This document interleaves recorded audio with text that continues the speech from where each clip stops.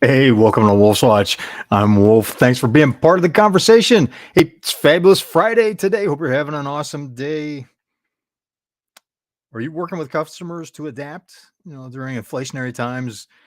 I know last 2 years, you had the great lockdown to deal with, all kinds of craziness, cutting to the bone, right? You can't really find more places to cut, to adapt, but here we are, high inflation, more economic uncertainty. So, are you working with customers to find ways to adapt and to continue adapt?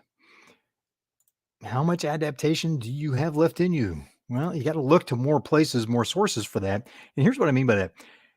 Think about this. On this day in 1852, I haven't calculated out how many years that is. Let's take a look. So today's March 18, 2022 minus 1852. So we're talking 170 years. That's pretty amazing. 170 years ago on this day, a little company called Wells Fargo was founded as a transportation company because of the gold rush that was happening in California that had started in 1849.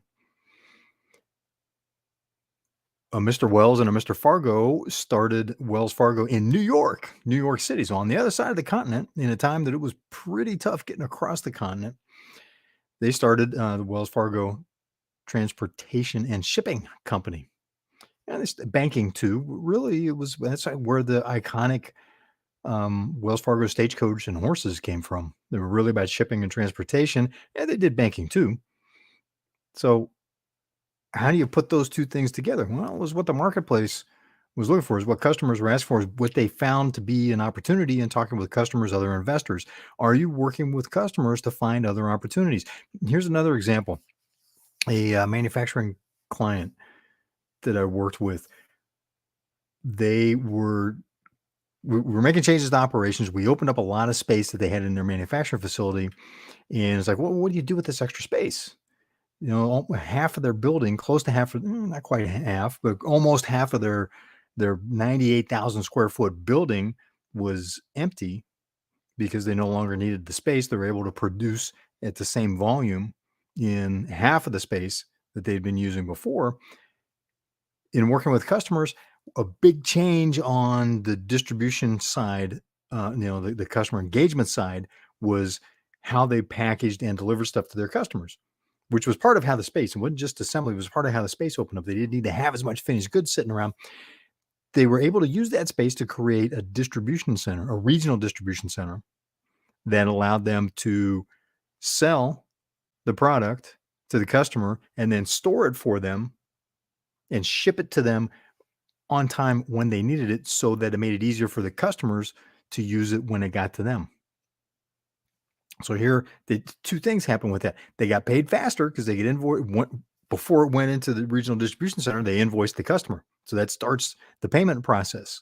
And you don't always get paid directly, right? In the digital world, there's this sense that, oh yeah, when someone swipes a credit card, boom, goes in the bank account. Doesn't even happen that fast digitally. As a business owner, you know that, right? But still, there's a time lag there. Sometimes that can be a pretty long time lag. If you're doing something like working in health insurance, you're talking 180-day pay in some cases, right? That's a long time to be financing somebody else's activity, right? You're waiting for that money to come in. So getting to the invoice with any business is, the faster you do that, faster the money's coming in, right? Whatever your cycle is, whether it's minutes, hours, months, you want to get that invoice out. So they're able to invoice faster, much faster, because they cut a month off of their cycle of being an invoice, because they weren't. We won't get into the details of it. Just sped it up. You want to know about that? Shoot me an email, and we'll do another. We can either do one-on-one, or we can talk about it on another Wolf's Watch. So they were able to invoice faster. Second thing they did, open up a whole new revenue stream, because they were able to charge for holding the material in the distribution center and still save their customers money. It worked out. They worked with one of their biggest customers on having this be something that the customer valued and was willing to pay for, because the customer still came out ahead on their side of the equation. And then they were able to sell that service to other customers. and filled that space up. So they created this whole new revenue stream by being able to provide a new service to fill up the empty space they'd opened up instead of subletting it to another company, which that can work, but that creates some challenges too, right? So it kept all the money in house, so to speak, kept all the activity in house. So it was still stuff that was related to their business and was a big win for them, big win for their customers. So how can you find innovations like that with your customers? You need to be working with them on that, on how they do what they do with what you provide them.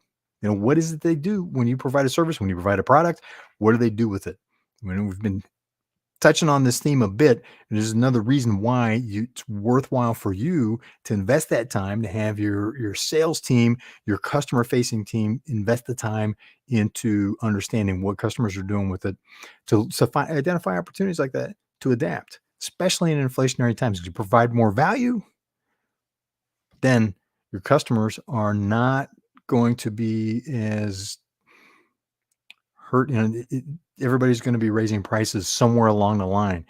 Don't just raise prices because then you're competing on price. Raise the value. Find a way to raise value like that. Now you've got a different equation with your customer. You're providing more value to customers. So your customer wins, which keeps you on their preferred supplier list, right? You're the preferred provider for what you do. Also protects your margins. So, food for thought. Hope you're having a fabulous Friday. Have an awesome weekend. Thanks for being part of Wolf's Watch, and I will see you on the